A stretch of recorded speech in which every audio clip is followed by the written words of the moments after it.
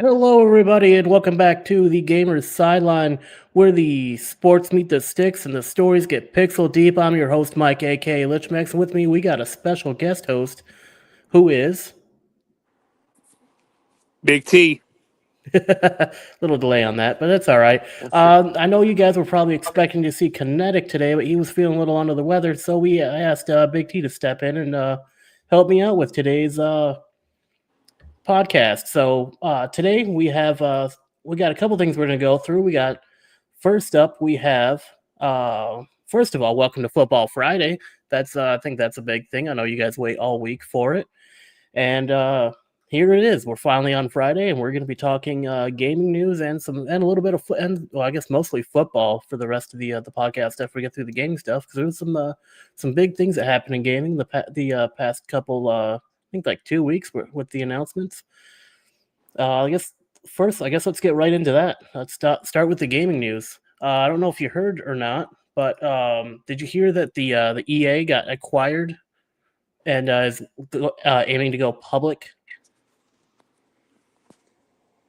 Yeah, I was hearing about that. I was wondering also how that's going to impact a lot of the upcoming games. Especially with the revamping of college football last year and what they're building with it, and then obviously Battlefield and what they're doing moving forward. I haven't played personally Battlefield since the 2042 edition, but I'm pretty excited from what I've read so far. Yeah, I mean, they've. I personally am a big proponent English. I'm a big proponent of companies going private because I think they produce a better product when they're private than when they're a public entity. Because when you're private, you're not beholden to shareholders or investors or anything like that. When you're private, you're more able to work on things and give the maximum amount of effort that you can to put into a product. So, like for me, when I first heard that EA was going to go private, I was pretty excited to see that. But yeah, I think it does raise some concerns with like what's going to happen with a lot of the IPs that are out there already, like college football, Need for Speed, Battlefield. From what I understand, what I've read, they don't intend to really like alter the flow of those franchises that are already out there. I think a lot of what you're going to see is probably them putting in a little bit more effort into the games rather than kind of pushing them out half finished like we saw with Battlefield 2042. Its launch is notorious for being extremely bug filled and glitchy. I think they've ironed a lot of that out now, but it shouldn't take like almost 2 years for you to fix a game that should have been done upon release that people paid money for, but that's just me. Um, but yeah, I mean, from what I understand, they were acquired by a group of investors, including the PIF and let me see, I've just seen it, Silver Lake and Affinity Partners. The main people who put the most into acquire it were the Saudi Arabia's Public Investment Fund. So essentially, they got bought out by Saudi Arabia. Yeah, I think that's going to be massive because you got to also think about the type of money that they have and the demand that the fan bases, the different type of fan bases, like whether it's football or first person shooter, any kind of action game, anything like that. Some of the demands that they're making to see in terms of changes, I feel like it's going to be a lot more doable for the fan bases to um, put their voice out there on what they want and actually get it to move forward with the new investors and the new ownership team.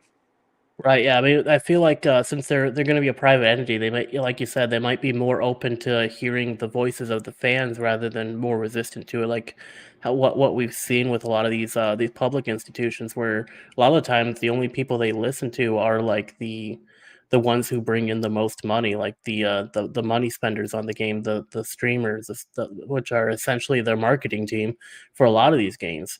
And I think with them going private, I think that'll give an opportunity for some of the lesser heard voices to be able to cut through and get what they want to see changed. So, for example, like, I mean, I know this. The only thing is, like, we're not going to see a change probably for at least like probably 10 years. We're not going to see anything because a lot of the existing projects are already in motion. And it's kind of hard uh, to change their trajectory, especially since the deal isn't expected to close until 2027. So there's a good chance we probably won't see much of a change until at least probably 2029 into 2030, maybe. I know that's not the 10-year timeline I said, but I mean, in general, that's probably what we're looking at before we see anything like different about EA. You know what I mean?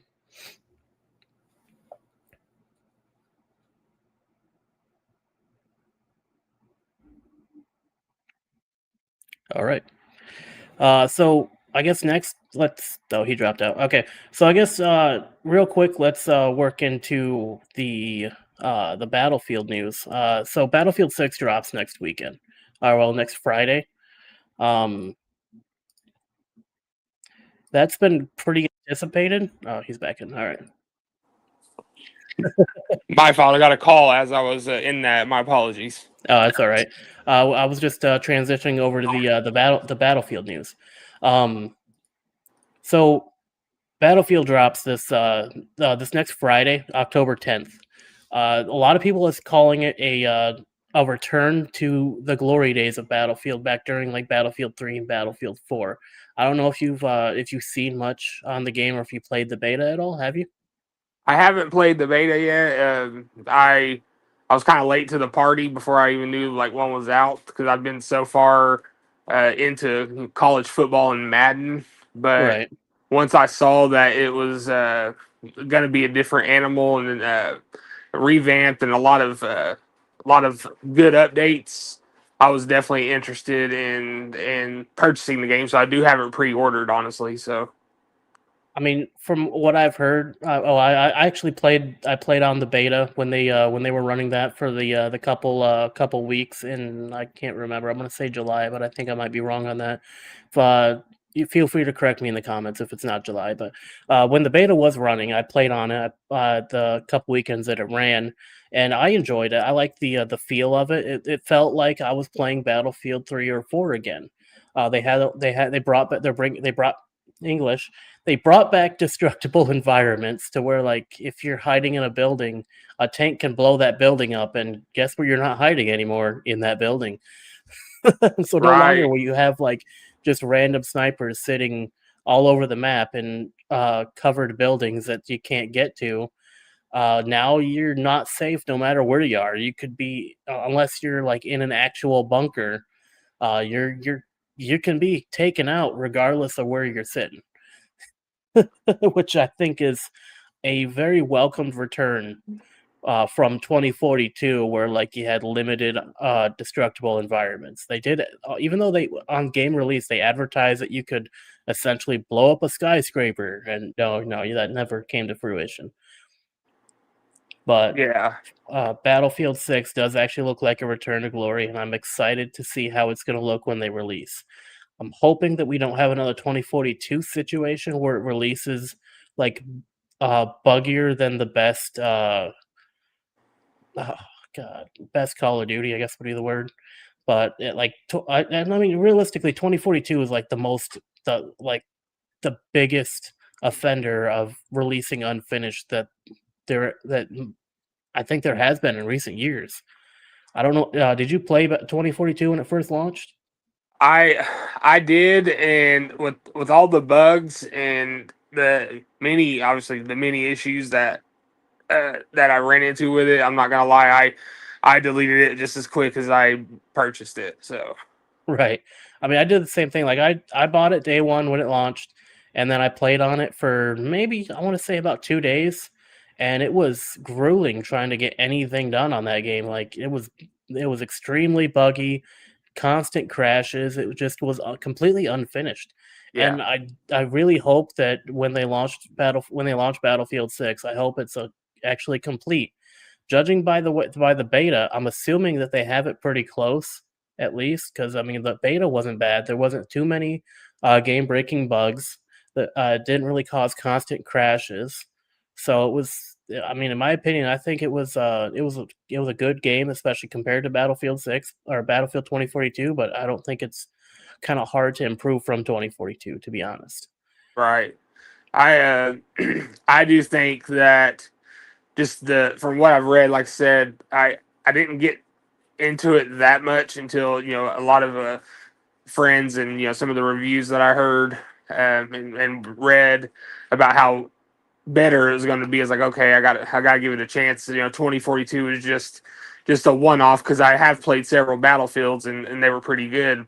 Uh, Yeah, Call of Duty, I haven't bought one of those games, and it's been a couple of years just because of how much they've regressed as well. So I'm definitely looking forward to it, but I definitely want to see the full game. Like, how's the online play going to be? right, How's the story going to be? The updates that you just mentioned about hiding out. You're not going to be able to do that without paying the consequences. So I definitely want to right. see it kind of come into fruition, if you will. Yeah, I know a lot of people are comparing the new Battlefield launch or the new Call of Duty launching with Battlefield because I think they're both launching on the same day. In my opinion, I want to see Battlefield come back to prominence. I want to see them beat out Call of Duty in sales and in concurrent players because I want Call of Duty. I want Activision Blizzard to realize that they have a problem and that Call of Duty is just been petering off over the years, especially since they're not doing anything about the massive, massive amount of uh, cheaters on the platform. Like like you can't even. It's hard to even play a game on Call of Duty these days without just running into rampant cheating, like rampant and like just explicit cheating. Like they're not even trying to hide it anymore. Right. Yeah. It's like it's it's so obvious at the point to where people are they get in there and they get to play in the game and then they see what exactly is happening.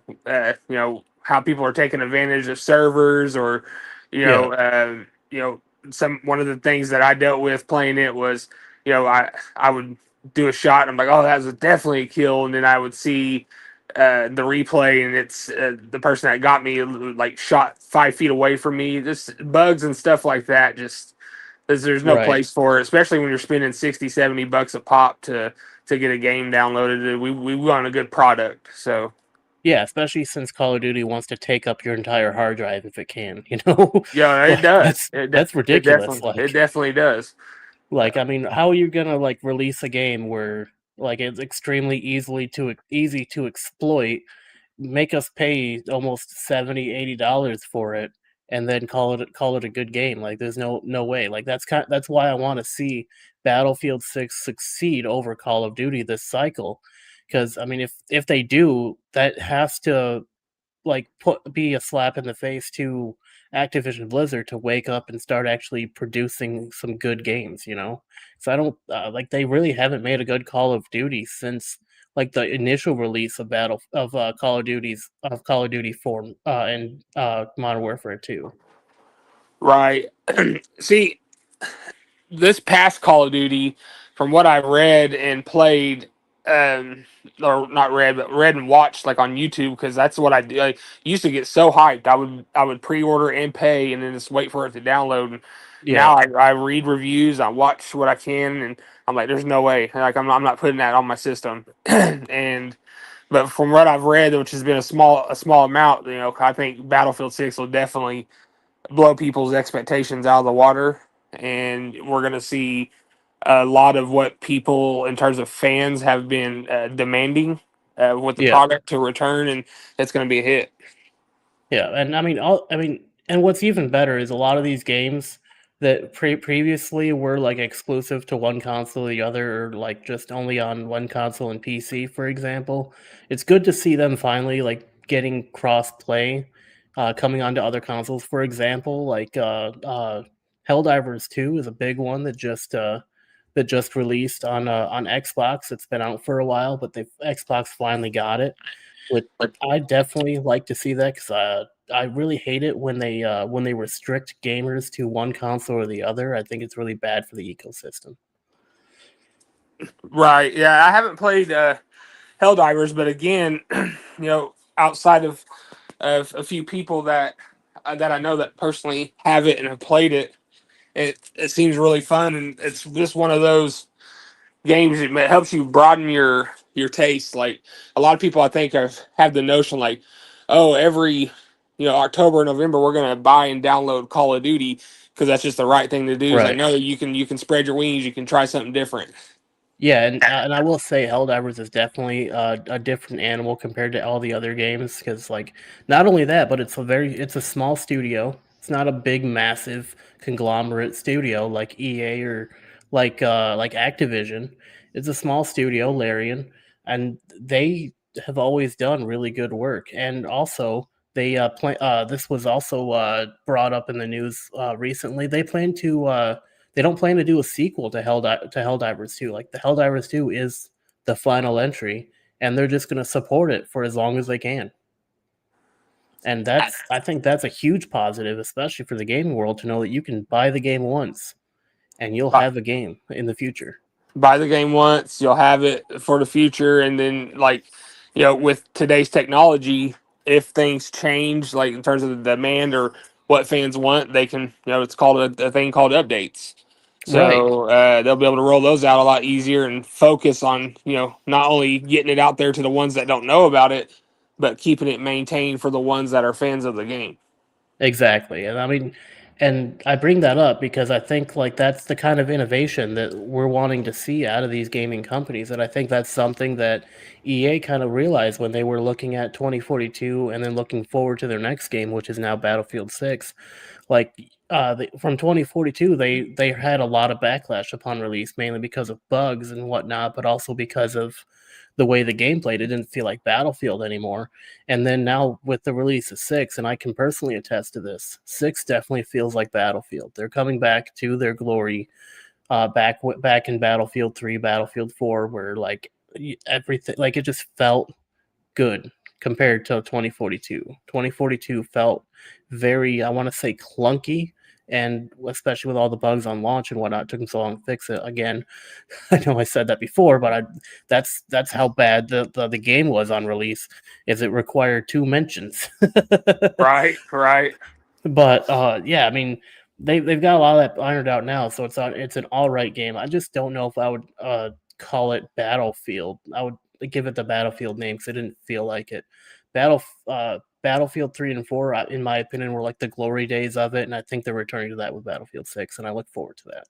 The 3 and 4 were so great. I played those for. I played 3 so long, even into 4. Like I remember getting 4 and having it downloaded, and I didn't really do much with it until I played through 3 again because I was a fan, and then 4 was good, and then I got 2042. I was like, oh man, this is about to be awesome, and it was just a massive disappointment to me. Yeah, I mean they sold us a car and gave us a Hot Wheel essentially. Right? Yeah, it's like you have what's the old saying? Like a lobster taste with a hot dog budget. That's kind of what I got. Yeah. Kinetic says, "What up, guys? T, I appreciate you filling in." Absolutely, no problem. He also says, "Like the video." Yeah, make sure you guys like the video, and if you haven't yet, subscribe. It's free. With that, we're gonna move on to our next topic. We got the Week 6 preview. I know that's what everyone's been waiting for. Well, some of you at least. But this week we have a couple games on the docket for Saturday. We got Ohio State, number 1 Ohio State versus Minnesota. I think we can both agree that is not a game at all. No, no, I think it's just going to be one of those kind of like Minnesota trying to fill out Ohio State, and then they're going to blink and be down by 4 scores. Right. And we're going in order of the AP top 10. The Ohio State game takes place at 7:30 p.m. if you guys out there are looking to watch it. Then next on then we have number 3 here. We got Miami at Florida State. I think that's going to be quite the interesting game. Yeah, I agree. I mean, Miami, they kind of have a changing of the guard going. They're trying to get back to their glory days. Yeah. They're playing tough, relentless defense, and Carson Beck gives them that 1-2 punch. He can make plays with his feet if he needs to, but he's throwing dots all over the field, and his leadership has the entire team playing for him. But you go to the other side, you look at Florida State with their transfer quarterback and the roster that they already had and the transfers that they've brought in on top of that. They've already played well, and they're going to have a chip on their shoulder from this past week, dropping that game. So I think, and obviously you have to, on top of that, you have to sprinkle in the fact that it's a rivalry. So it's going to be one of those games you have to pay attention to. I think that can go either way. And I think that's something that like a lot of like newer fans that are just getting into the sport really don't uh, come understand fully when it comes to these some of these games. Like if it's a rivalry game, you can't just look at the talent on the field. Like that's not going to be the barometer of success when it comes to rival games. Because I mean, for example, like if you look at last year, November, Michigan versus Ohio State's like the biggest advertisement for that fact. Because look at the talent on the field. We didn't have a quarterback. We had some good targets, but they couldn't get targeted because we didn't have a whole lot of talent when it came to like the quarterback room and some of the other positions on the field. We came in there hugely marked as underdogs into that game. Ohio State had talent. They had the national championship team, which I mean, we weren't sure if they were going to make Natty a time, but they ended up doing it. So, but like they went forward into to win the national championship, so they had the talent on their team to be able to do that, and they came up against Michigan when we had a walk on quarterback with Warren and Alex Orji, who's basically just a running back that we put in at quarterback. Right. But like realistically, when it came to that game, it came down to our realistically field goals. Like it was won on field goals essentially. Like each team did get a touchdown, but at the end of the day, Michigan ended up coming out with the win at 13-10, thanks to our star kicker Zavada. And I think that's a testament to when it comes to these rivalry games. You can't just look at the talent on the field because that's not going to tell the whole story. You got to look at the program as a whole because they're gonna like rivalry games are going to surprise you. It's not going to be a scripted event. So when it comes to this Miami versus Florida State game, like we can look at both teams, we see talent on both sides of the field, but what it's really going to come down to is who wants to win more, who needs to win more, who's going to push that extra 10% past their 100 to be able to get that win. And I think that's going to be quite a pretty exciting game this weekend. And I think it's definitely worth the one. I think it's definitely one to watch, even if you're not a Miami or Florida State fan, because I mean, it does not only does it have playoff implications down the line. If Florida State wins over Miami, it's going to give them a huge boost in the AP polls, but it's also just going to be an entertaining game regardless One between those two thing, teams. right, and one thing you also have to consider with that particular game every year, and definitely this year, recruiting. You got to look at the Oh guys yeah, that for are sure. there. Yeah, I haven't looked into who all's going to be there at the Florida State at that game, but I'm sure those guys that are there on either side of the ball are going to be looking at their team with a bit of speculation to say, or not speculation. I don't know what the word is there. Scrutiny. There we go. With a bit of scrutiny to see if they really want to come there or not, based on how they perform. Yeah, because they're going to be looking, oh man, Miami's back. And then they're going to see, depending on how the game goes, if Florida State's able to compete and pull off the win, they're going to be like, okay, hey, I want to be a part of that. They were 2-10 last year. I want to be a part of that rebuild. Right. And then, so next we have number 5, which I mean, this kind of surprised me, but I'm at the same point it didn't. We got Oklahoma at AP number 5 going up against Kent State, which I mean, in my opinion, I don't think that's a game, but because you guys have your quarterback out, Mateer, it might actually be a little bit more interesting than you might think. What do you think? I I think we're going to do fine. I think we'll cover. I think we're favorites by 45, 46 points. We'll get Right. close to covering. Defense will do their part. There's right now. I don't think any defense is playing as hot as Oklahoma's defense right now. Brent Venables has them playing with the fire in them that I haven't seen in decades. and you got to love that from a football standpoint. I mean, it Yeah, helps that's that what. he's on the hot seat too. You know. Well, that and defense wins championships, and that's kind of what he's been trying to bring back to the glory days. But it's going to be an interesting tape because Michael Hawkins, our backup, Yeah. he struggled so much last year, with throwing the ball. Having Ben Arbuckle coming as an offensive coordinator and hearing what he's done with Hawkins, we'll be able to see it. And so, like if he does well and he's able to control the game, not turn the ball over, make smart plays, extend plays with his legs, which he's really good at that. And I think we'll win easily. But again, like you said, it's not really a game. The real tale will be next week. So Right. And I don't remember, who do you guys play next week? Texas, Oh, that's your Red River game. That's right. yeah, Yeah, that's. I mean, with but how Texas has been playing, I mean, I feel like you guys should be a shoo-in to win. Yeah, and again, defense will play the biggest factor there because Texas has a really good defense as well. They Yeah. have Anthony Hill. Their front seven is just as elite as ours, and so it's going to be a battle in the trenches. But the key that people need to remember is a lot of people think John Mateer's out for 4 or 5 weeks, and he's already thrown the football. He's there's also rumors that he's told a lot of people that he'll be on the sideline and he'll start practicing next week and he'll be ready for Texas. But you got to look at some of these pro athletes that came back from this surgery. Jared Goff is a professional quarterback, one of the better ones, and he was Yeah. back throwing the ball within 8 days and played within 12. So Right. Yeah, so I mean, there's a good chance you guys will definitely have a tier back for that Texas game, and you guys kind of need that, especially against that Texas defense. Like, I don't know. I mean, I guess we'll see in this Kent State game how Hawkins is gonna do when it comes to a real game situation.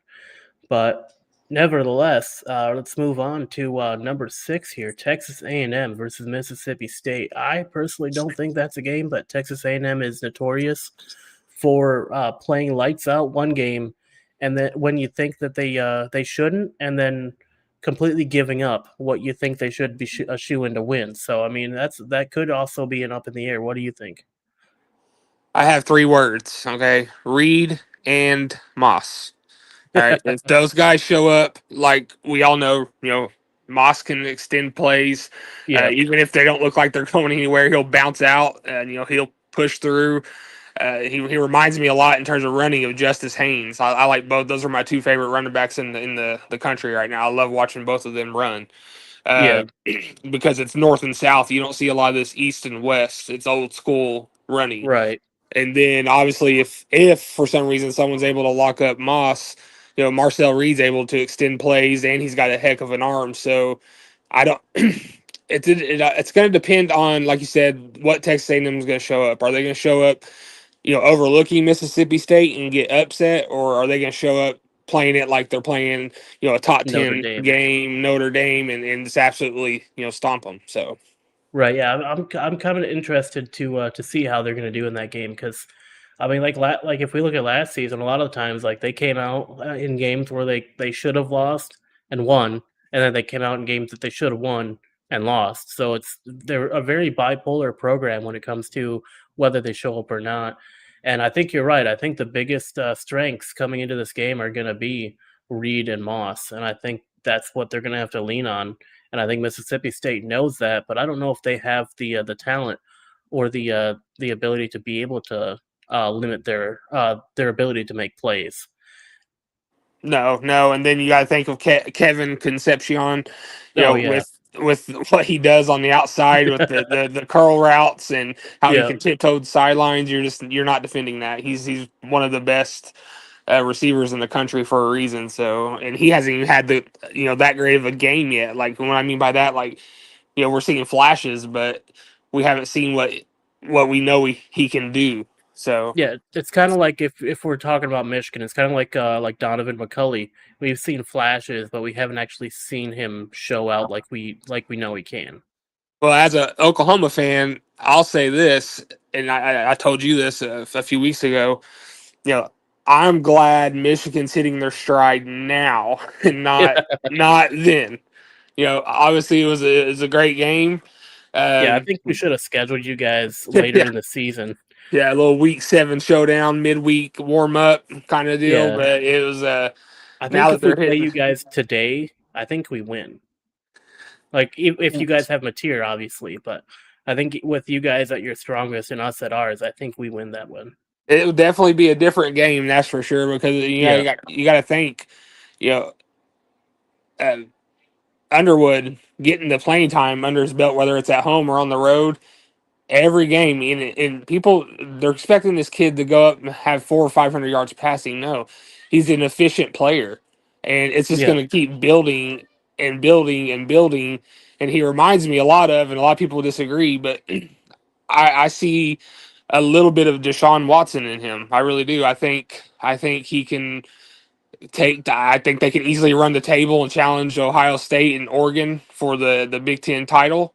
I don't think their season's over at all. I think they can definitely be a playoff contender too. And they're getting better, and they're getting guys back that were not there the first 2 weeks. So yeah. And some of our guys are starting to come to stride, which is definitely going to come into play. But so next we're going to look at number 7, Penn State at UCLA. That's literally not even a game. I'm pretty sure that they're literally going to put the cheerleaders in to play against UCLA because there's no way that UCLA is going to win that one. What do you think? yeah, it's. I mean, you look at Nick Singleton and then Singletary. Is it Singletary or Singleton? I think it's Singleton, but correct Okay. me in the comments if I'm wrong. Yeah, words are hard and so are names. So when he gets going, another good running back that plays well in the trenches, that can absorb the physicality, take the hits, covers the ball, all 4 fingers. You don't really Yeah, see him turn the ball over, and that's why Drew Aller is as good as he is. A lot of people saw last week's game I against mean, Oregon, and I don't they're know if I would say Drew Aller is good, but I would say good, he is not great. all right. Not he's good enough to get them there. I mean, you saw like everyone's comparing last week. It's like Oregon is a different animal. I'm sorry, but when I watch Dan Lanning coach, it makes me want to run through a wall. Okay, I think anybody would want to play with that guy. So that's why Oregon's so tough. But back to Penn State, uh, I think it helps him, make better decisions with the football, having Singleton in the backfield, and then obviously their elite defense. They have a really good defense too. So I don't. I think they'll cover, if not more, against UCLA. The only thing I would be worried about is if for some godforsaken miracle UCLA turns the tide with the new coaching staff and this upsets them. I don't. It's definitely not going to happen, but you just never know. Right, yeah. I mean, I think it's definitely going to be an easy game for Penn State. I don't think UCLA has a chance, but I will say if there's one thing that we know in this world, it's that James Franklin is going to James Franklin, and he will find a way. If there's a way to lose, he'll find it. Oh And yeah. that's one thing that Franklin is very, very famous for. What's his record against the top 25? I didn't correct me if I'm wrong. I thought I saw it. It was three, 3 or 4 wins and like 27 losses I against believe so, teams yeah. in the top 15. I'm sorry, top 15. I mean, UCLA's not there, obviously, but You're right, it yeah, kind of no. goes to show they play elite enough football against the teams that are lower tier, and then when they meet someone that can match their intensity or double it, it's overwhelming to them. Like really, they should have beat Oregon in my opinion, but Oh, Oregon yeah. just played more physical and didn't quit. Yeah, that's something that kind of Penn State relies on is kind of getting a big lead in the first half and then just maintaining it in the second, and that they were never able to do that. Right. Um, Now we're looking at number 9, Texas at Florida. With the way that Texas and Florida have been playing, I think this is quite the interesting matchup. I'm kind of interested to see if Arch is going to catch his stride yet. I feel like he should have at this point. But I know that Florida has also been kind of struggling to get their feet off the ground as well. So I mean, this could be a turning point for either of the programs really, because I know they've both kind of been struggling all season, kind of winning out and also losing games that they should have won and kind of struggling with with their programs as a whole. But I mean, you probably pay more attention to Texas than I do, so you probably have more of an insight on this game than I might. So what do you think? I will say, very valid points. You look at it from both sides of the spectrum. You got Texas, who, I mean, you already have fans calling for Arch's head. Like, I, I don't personally see that. Like, give the kid time. I mean, he's essentially a freshman. I know he's a red shirt, a sophomore or freshman, but you got to think his first full season. We're going to go ahead and chalk that up to a freshman. He's learning the ropes. His very first game of the season was against last year's national champion. You don't see many players who have the hype that was built around this kid go into a situation like this. I do think he's going to eventually hit his stride. When? I don't know. As long as it's after the Oklahoma game, I'm fine with it. Um, but I think you look at that, like, is he going to be able to show, hey, I'm elite, or I'm going to be elite and I can lead this team, over the next few years to compete for SEC championships, to be in the playoff, to win big time non conference games, because those aren't going away. They're going to keep they're playing scheduling tough opponents in the non conference schedule just like we are. Um, but you look at Florida. I think if they don't win, Napier's gone. I've been telling people he wasn't going to last past week 6, and if they can't find a way to beat Texas, that's going to give them, I think, their 3rd loss. Yeah. And you have DJ Lagway. You have a top 10 recruiting class 2 years in a row. It's they're they're going to have to figure out something. The talent's there, so it's definitely, in my opinion, the coaches, or the coach. And Lagway is just, I think, in the best term to describe him, is a system quarterback. I don't think he's in the right system. I think he would strive like at a Texas A&M. I think he would strive like at a USC, or even, I think he would strive in your guys' system. I mean, obviously you don't want to wish that on yourself, but he would play well for those types of systems. And Florida, I don't get it. Like, they'll come in, when they were playing last week, they run the ball, run the ball, run the ball, punt. That didn't work. They get the ball back, run the ball, run the ball, run the ball, punt. And I just didn't get it. I'm like, why are we not using this kid? Like, is he hurt? Are we afraid to let him grow? Kind of like what Michigan coaches did with Underwood against Oklahoma. They didn't really let him grow. Right. I think we're going to see a lot of that, but I do think Texas will cover. I don't know if they're favored, but I think they'll cover, in terms of, my prediction. I picked them to win by 10. I think they'll cover that. I just, Texas's defense is too good, and then they have a lot of key playmakers around the horn on offense that'll help Arch get comfortable. So I can tell you in just a second. So, Texas is not favored. Florida is actually favored. Texas is a negative 6.5. gotcha. Yeah, and that's why I was saying, like, it's like based off of my pick. I picked Texas by 10. Um, just by looking at what I've seen, but I wasn't sure who was favored there. Yeah, Florida's I favored 6.5 points over Texas. I think a lot of that's going towards people are expecting them to come out and play like they're going to pin their hair back and their tails back, and they're going to play physical and hard and show Texas like, hey, we're not done yet. And Right. that's the expectation. But if that doesn't happen, Napier's got to go. That's just my opinion. He's not the right coach for that program. Even if he does find a way to get them to 8, 9, 10 wins this year, he's not the guy for the future. I don't think so either, and I think you're right. Um I think Lagway would do better in a much different system. I don't think he's in the right system for his kind of play style, and I don't think the coaches there know how to really take advantage of his athleticism. I think that's going to come to bite them in this Texas game, but it could also work in their favor in this Texas game. That's something that they're going to have to look at on their board, and they're going to have to, or on their not the board, in their play sheet, and find plays to really utilize the athlete that Lagway is, along with the rest of the team. They have to. I think they should count him in as one of the not just a quarterback, but as one of the potential runners on the field. Because if you just let him sit back and throw the ball, I know they have occasionally like put him in on a run play, but it seems like for the most part they've just kind of had him handcuffed, like how they had Bryce handcuffed in that Oklahoma game. And I think they really need to like just kind of let him do his thing and see and just collect the wins that would come from it, because I think that's kind of what they're missing is they really haven't taken advantage of their team to the best of their ability.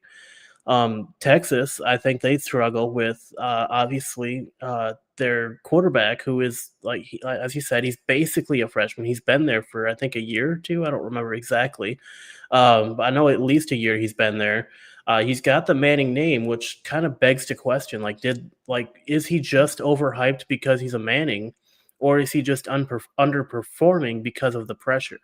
I mean, that is something you got to think about. He might have all of this pressure on his head or on his shoulders because of him carrying the Manning name and what comes of that. And he could not, and he just isn't a great under pressure quarterback. You know what I mean? And that could be what we're seeing week in week out with Texas, because like some days they do well, other games they just kind of petered out, and especially games that they should win they lose. Like they become the new Texas A&M this year. Games they should win they lose. Games they should lose they win. That's kind of Right. what we've seen this year. I mean, Well, I I've guess that's noticed with Arch is something that I've noticed with his game, especially I went and watched the Ohio State game a couple nights ago. I just wanted to kind of scout Texas, and he has what they call happy feet. When they're like you said, when he's being pressured, he panics, and that's not yeah, good. That's not good fundamentals. If you're, I don't care if you're had the best arm or you're learning, you're just not getting comfortable to learn how to throw. When you feel that pressure and you panic, you're gonna make bad decisions all day. yeah. You got to push through. You got to push through it, even if you're going to take a hit. Take that hit, but get that ball out. You know what I mean? Right. So next we're going to go to our marquee matchup of the week. In my opinion, is number 10 Alabama versus number 6 Vanderbilt. This one was an upset last season where Vanderbilt beat out Alabama. I I don't think there's a good chance we see that again this season too. I mean, Alabama's been kind of underperforming this season, and Vanderbilt's been kind of overperforming this season, reaching the number 16 on the AP poll. I mean, Bama's number 10 right now after their win against Georgia, which to me, that was kind of an unexpected win. I did not think Bama would be able to win that game. I thought for sure that they were going to lose. So they really surprised me in that game, especially with how they had been playing up to that point. It was very surprising to see Bama come out over Georgia. But I don't think Georgia has been playing well this season either, so that could be a contributing factor. So the Bama Vanderbilt game, what are your thoughts on that game? I think it's going to come down to what style of football's played. If Alabama comes in and they play physical football, play like they played against Georgia, it's going to be a very long night for Vanderbilt. But if Vandy gets in there and does what they've been doing, you got Pavia back there, and that kid plays. He reminds me a lot of Baker Mayfield. Like he'll make plays, he'll extend plays, he takes hits, he'll lower his shoulder. He does the leadership stuff. That he has that leadership quality, win, lose, or draw. His Right. confidence doesn't waver, and that his team feeds off of that. Whereas when you look at Alabama, you're looking at Ty Simpson. He's got to be one of the hottest quarterbacks in the country right now. The passing yards that he's been doing, some of the plays he's extending.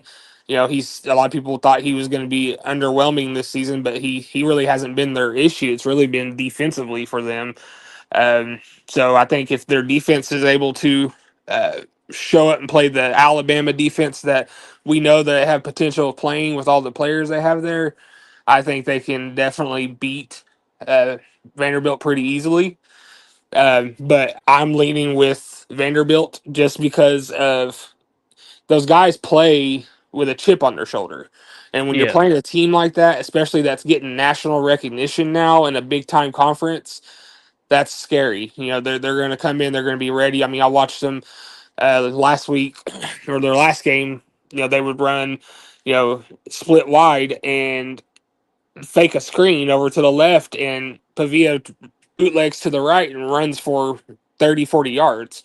Just stuff like that. Like you can't prepare. I mean, you can, but it's hard to prepare for that, and he executes it well. So, and then they have a lot of young talent that's actually playing well outside of that, and their offensive line can sustain. They're bigger guys. You know, you're not looking at the normal Vanderbilt where they have underwhelming offensive linemen out there. They have size, they have depth. You know, they can rotate, and they all play together. They feed off of him, and I think that's going to be key. But again, it's just going to come down to which quarterback shows up for each team, and if Alabama decides that they're going to play defense or not.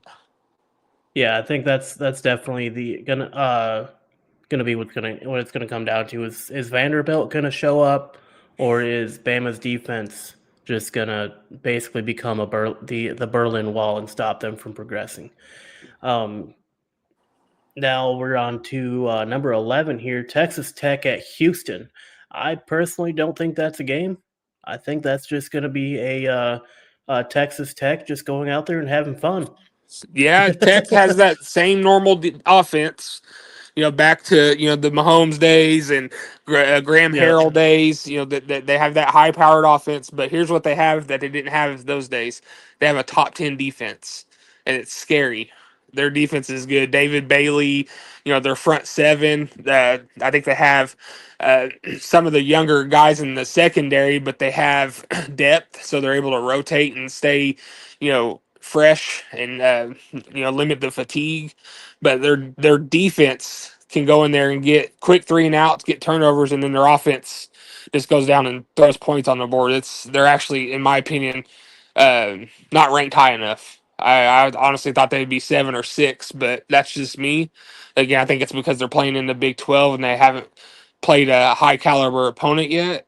Right. But I think as they progress through the season, I don't think they lose. Just my opinion. I don't think they lose in the Big 12. I think they're going to run the table, and I think they will be a playoff team. But how they fare when they get into the playoff will be different. But they're going to beat Houston by 40. I don't Yeah, mean I to don't. like sound arrogant. That's not going to be a game. Yeah, I don't. Yeah, I mean, it's kind of hard to really because it's hard to say that Texas Tech is going to struggle against Houston when I don't think they've ever struggled against Houston anytime they've played them. Like, yeah, because I mean, like you said, Texas Tech has a top 10 defense. They have a pretty good offense to go with it. So I mean, it's going to be like they would have to want to lose against Houston in order for Houston to be able to win. I think Right. that's the thing that's kind of why I say that that's not even going to be a game. That's just going to be essentially Texas Tech going out there and having fun. They'd have to go Uh, out there and pull a 2011 Oklahoma State when they were undefeated against Iowa State, and they went in there thinking they were going to win and got upset at the last second field goal. They'd have to pull some stuff like that to oh, lose this game. that is actually a good point. So Texas Tech's quarterback is actually out. Is he So really? yeah, so I don't. That might actually change a little bit, but I don't think it's going to change as much as it might because of the fact that they still do have their defense. Exactly, kind of like an Oklahoma thing. Like people think Kent's going to dominate them or give them problems. I'm like, no. Like I mean, Texas, yes. you'll probably struggle a little bit more than if you had Mateer, but I don't think it's going to be that bad. Yeah, I just think Hawkins is going to shock people. At least I hope so. Yeah, But we're not going to get anything going for this. Not to switch topics, but we're not going to get anything going for the season if we don't establish a running game.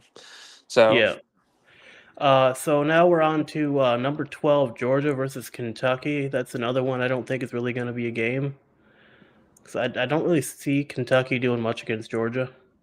no, and Georgia's come again. They're coming off that loss to Yeah, they're going to be. Alabama, who's they're not gonna they're gonna be wanting to go ahead and get their redemption.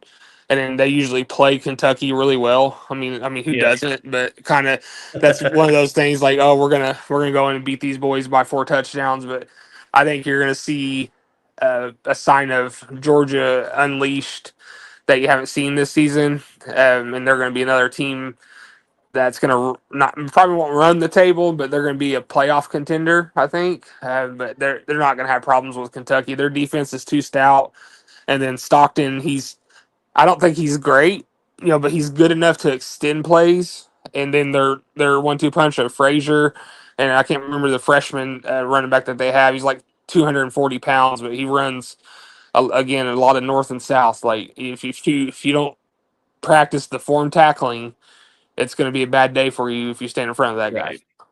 Right. So now moving on, try to get through these next couple so that way we can get to the next topic. We got number 14, Iowa State at Cincinnati. Um, I don't. I'm pretty sure Iowa State's got that one in the bag. I mean, Cincinnati's historically a decent team, but I think Iowa State's just kind of brought it this year and is. I think they've been doing pretty good. I mean, they're at the AP 14 so far. I think they could climb even higher if they play well. But I mean, I definitely I got to say I got Iowa State coming into Cincinnati and winning that one out. Yeah, I think they're going to be too much for Cincinnati. You got Rocco Beck back there, and then their physical offense, and then they always play tough defense. So I think they'll handle Cincinnati pretty easily.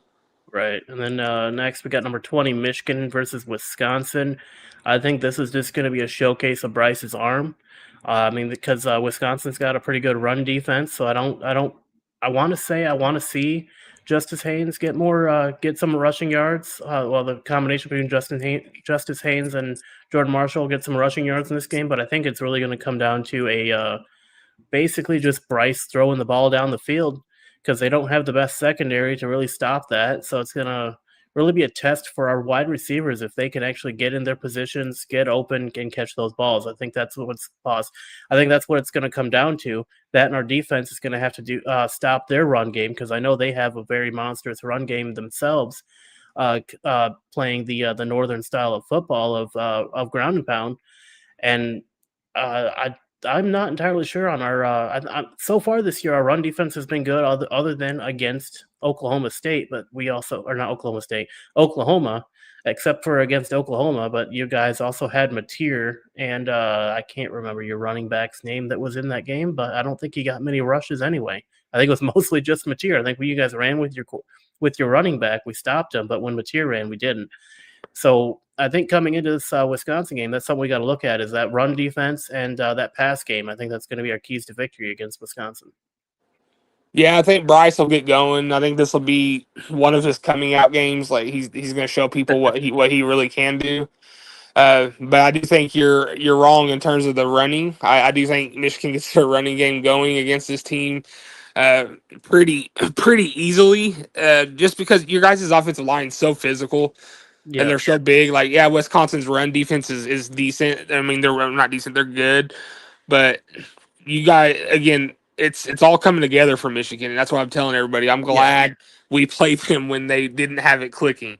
Yeah, they're Well, I clicking mean, right now without your head coach. And right. is he out this game too? No, he's back in for the So, Wisconsin game. I mean, I think we're going to see what Bryce can really do, and then I think we're going to see some emerging key contributors for the offense come out of the woodworks and in terms of receivers too. Obviously, uh, Klein, is he back? Klein, I am not entirely sure. I think if you guys can get him back, that's going to be massive because Oh, for Bryce sure. does really well with the play action, Yeah, so and the RPO. So I think Michigan will dominate that game offensively from both spectrums, and then defensively, I think you guys will stop them for the most part. They might have a play here or two, but it's going to be getting turnovers and getting 3 and outs quickly are going to be key, and getting Bryce all the reps that he needs. That I right. think they have to get him out there and let him do his thing, throw the ball 30 or 40 times, run, do whatever. And I want to be clear, like it's not that I think that their run defense is going to be able to stop our run game. I just think that as a team, we're just going to be looking to exploit their awful pass defense to be able to get Bryce those reps and maybe get some of our receivers those reps of getting open in space and catching those passes from Bryce. I think that's kind of what our plan is going to be. I mean, we're always going to have the run game if we need to fall back on it. Because as you said, I don't think they're going to be able to stop us from doing that. But I think that we may use this game as a way to kind of get Bryce some of those stat points on the stat sheet. As to say. You know what I mean? Right. Right. No, and I think they got to get the run game established. What I mean by that comment was get the run game established, but don't be afraid to let Bryce do his thing. You know, again, Yeah, they started way too late against OU with Bryce. Like he didn't really get going until late third, fourth. So, yeah. I um, mean, neither did Wink either, but right, yeah. Well, I don't know if he's gotten going yet. So, and that's from my Baltimore days. Like I absolutely can't stand Wink. You know, and that's just because of all the great teams he ruined and when he was a defensive coordinator with the Ravens. And but I think your guys' defense in general, whether no matter the coordinator, there. I mean that you guys have most of that defense is national championship defense. yeah. So Uh, I think you guys will handle that game easily. oh, for sure. I don't have any doubt that we will come out of that game with a win. Just how we win is kind of what we're looking at. Now we're gonna hang on a second. Okay, now we're gonna move on to number 21, which is Notre Dame versus Boise State. If they're I on paper, Notre Dame should win this. That's just kind of what it is. But then you have to add in the fact that it's Notre Dame, and I think there's a chance that they lose this game, even though they have C.J. Carr, who is a good quarterback. They have I think what is it something Love. I can't remember his first name for the life of me. They have him at running back. Like they got a really good duo right there. They have a good defense as well, but I think it's what was it? On paper, Notre Dame should be undefeated. Yeah, I mean that's true. Kinetic says on paper Notre Dame should be undefeated, and I mean technically, yeah. If you look at Jeremiah Love, that's what I was thinking. I was thinking Jordan Love for some reason. Yeah, they have running back Jeremiah Love, quarterback C.J. Carr. Like they have a ton of talent on the team. There's no reason they should lose against Boise State, but I'm willing to bet they will find a way to lose. And I'm gonna predict that if they do win, it's gonna be close, and if they lose, it's gonna be close. I I think Boise State has a chance to beat Notre Dame, even though they really shouldn't. Uh, but it is Notre Dame, and they haven't been very consistent this year.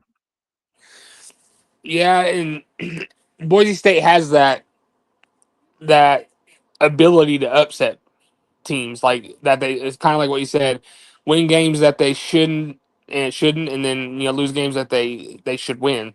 But Boise State, they're notorious for playing tough. Where's that game at? That game is at in South Bend. Okay, so I was gonna say if it was in Boise State, that's another factor that Yeah, they have. They yeah, always play tough at home, but they're they're coached well. And I don't know. I'm not too familiar with Boise State, but they play anybody they play them well. It's always a right. physical, good game. And yeah, and I think that's kind of that's I think Notre Dame really struggles with like underestimating their opponents, and I think that's what causes them to lose half the time. That and their coach Marcus Freeman.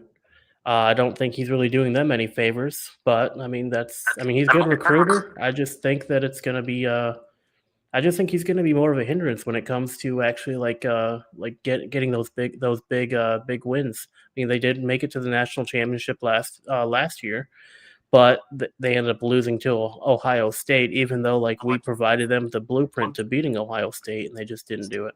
Right. Now we're going to move on to number 22, Illinois at Purdue. I don't know too much about Illinois. Hang on a second. We got Kinetic here saying, speaking of Boise State, T, what are your thoughts on the Statue of Liberty, the formation? Uh, he's bringing up old memories of 2007, and I'm very very fond of that play. It's just I wish it would have been the other way around. Right. So Illinois at Purdue.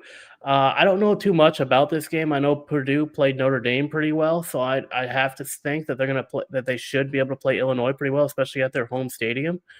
I think there's a good chance that this could be an upset, but Illinois have been doing pretty good this year, especially since they made the AP Top 25. When I don't think anyone really expected them to get up there, at least in my opinion.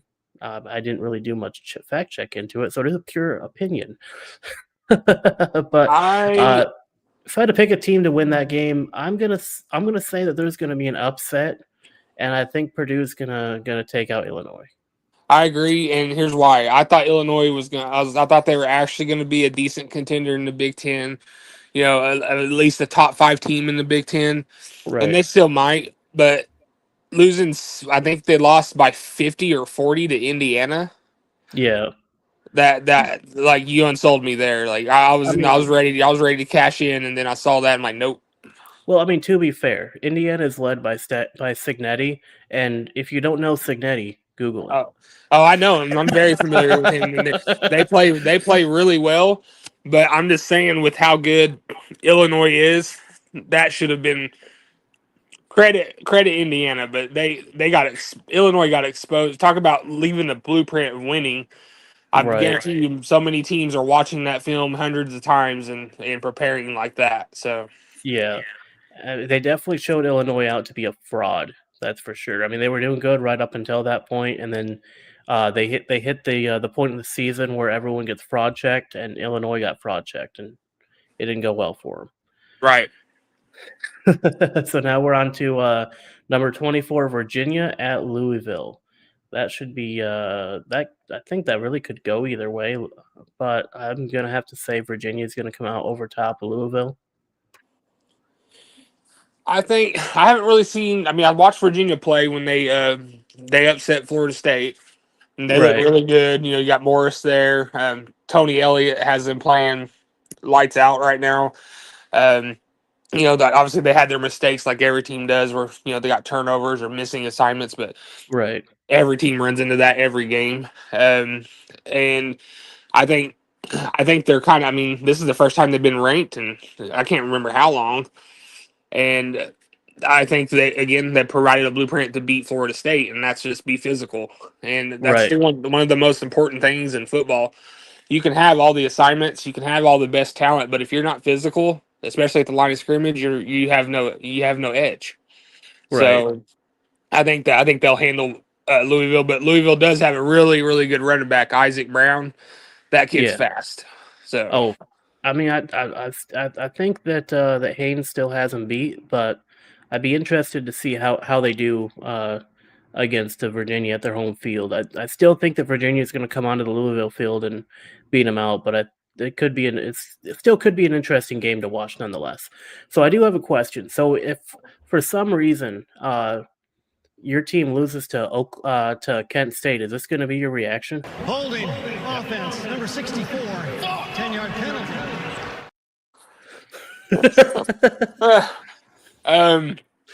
luckily I have savings put back because I will have a broken TV. So I guess let's move on to the marquee matchups. We already discussed one that I think you both decided was going to be a marquee matchup, the Alabama versus Vanderbilt game. If you had to pick one of the other games on this list to be the second marquee matchup of this weekend, which one would it be? I think Texas and Florida. I mean, I think both teams have a lot to prove. Um, Texas, I think, has the least amount to lose. Uh, I do think that even though they're not favored on paper, I do think they have the better football team. But Yeah, they're gonna have to they have to figure out Arch, because just like with OU, we have to figure out a running game. We're going into the meat of our season. We're not going to sustain running Mateer 20, 25 times. It's just not going to work. The kid's going to be in a brace. Uh, right, but I think Texas has again the least amount to lose, but I think Florida's going to come in with a chip on their shoulder and kind of show Texas like, hey, this is big boy football. Like you might have the next generational quarterback, like Texas fans likes to say, right. but so do we, and we have an elite defense. So let's battle. Let's go. Yeah, and I think I'd have to agree with that. I'd have to agree with Texas at Florida, just because like you said, both teams have a lot to prove, and I mean, right now a lot of people are going to be looking at this game and wondering if this is going to be the time when Arch finally catches his stride and starts living up to what it means to be a Manning. Where he starts. But I mean, there's a good chance we may not even see that happen this year at all, and we might see Texas continue to drop down the rankings, going from number 9 even all the way down to in the bottom 15. I think there's a good chance that if Texas loses this game, they end the season out in the bottom of the top 25. I agree. Because I agree. It's going to kill their momentum. Not that they have yeah, any, but any right. that they have, it's going to go away if they lose to Florida. Right. It's because I mean it's a top 10 team coming in up against a former top 10 team in Florida. I mean not this season, but last season. But you know what I mean. Texas going to Florida to face them on their home field.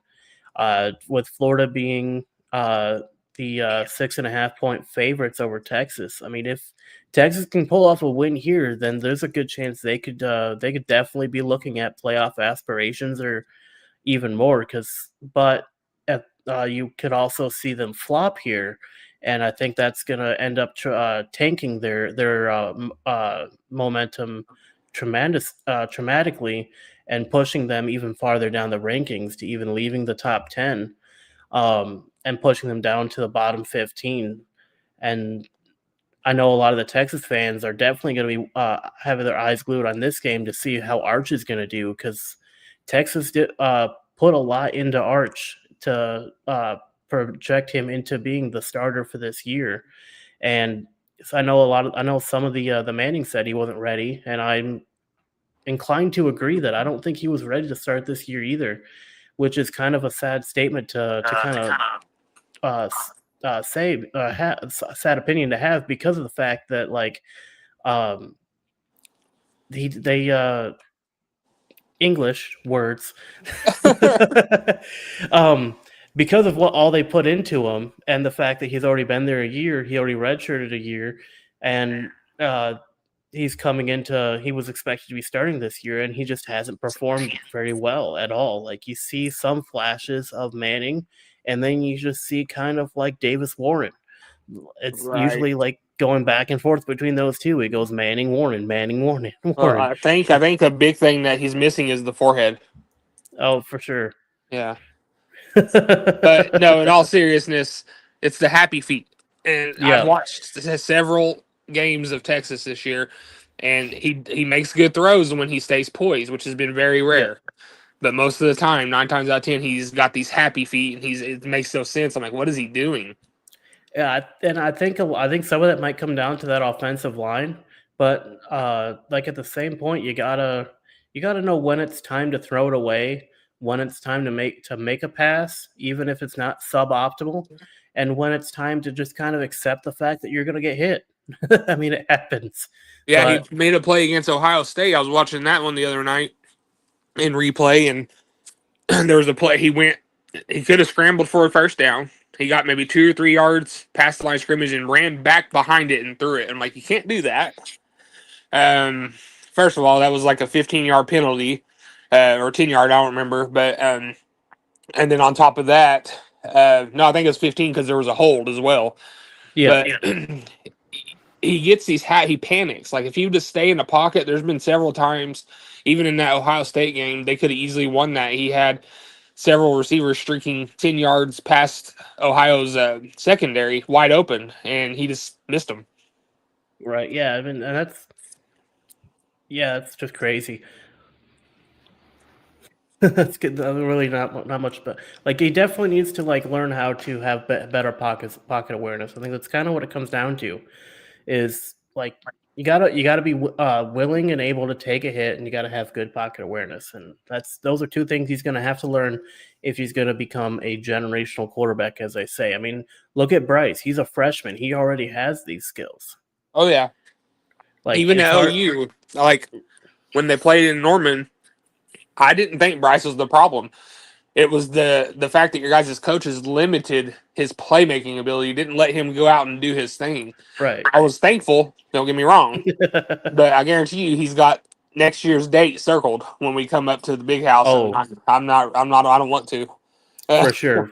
Like I'm definitely looking forward to next season. I just hope that you guys get like week 8 wink and not week 2 year 1 wink like you did this year. Right. So if you guys get week 8 wink, then y'all are cooked. If y'all get week 1 or week 2 year 1 wink, then it's gonna like you guys will just be able to do what you want on offense. Right. But I think that does it for today's podcast. Big T, do you have any final thoughts before we get out of here? Nope, just Boomer. Alrighty, well, I've been your host, Mike, aka Lichmax. You can find me at Lichmax626 on all platforms. Obviously, right here on the Gamer Sideline, and over on the Maze Madman show on Maze Out Mondays behind the scenes as the producer, and I also host the Lich Picks segment. So make sure you check that out. And English. I keep losing my train of thought because something's in my eye. All right. And remember, you guys catch us back here every Friday around 7 Eastern Standard Time for our Football Friday segment. Also, we do watch-alongs for various games. Lately, we've just been doing the Vikings games. But in the future, we might start doing other NFL and college game watch-alongs. So make sure you are subscribed with the notification bell on and set to all if you don't want to miss any of the times that we go live. Please don't do a watch party of the Baltimore Ravens. Please don't do that. Oh, we are definitely watching the Baltimore Ravens. We're adding that to the docket now. I'm just kidding. But yeah, make sure you guys are subscribed. Make sure you share the video out. Share the channel out too to other people. Get more people involved because we'd really love to grow this into a. We just like to grow the channel to get more. Have better opportunities to be able to do different things, well, and with that, without further ado, I'll catch you guys next time on the sideline. Make sure you cheer loud, play harder. I'll see you next time. From joystick dreams to Friday night lights, it's controllers and cleats under podcast mics with Lichmax dropping deep like he's throwing a bomb, and Kinetic calling audible, staying calm in the storm. From the field to the sticks, yeah, we bring the heat. With Kinetic and Lichmax, never miss a beat. When the final whistle blows or the credits roll, we're signing off strong, that's our gamers take control. Catch us on the sideline, where legends chill, where the playbooks flip and the passion's real. If you heard the takes, then you know the drill. Till next time, fam, keep it clutch, keep it skill. From the field to the sticks, yeah, we bring the heat. With Kinetic and Lichmax, never miss a beat. When the headset's off and the lights go low, we'll be back next game, y'all already know. We out.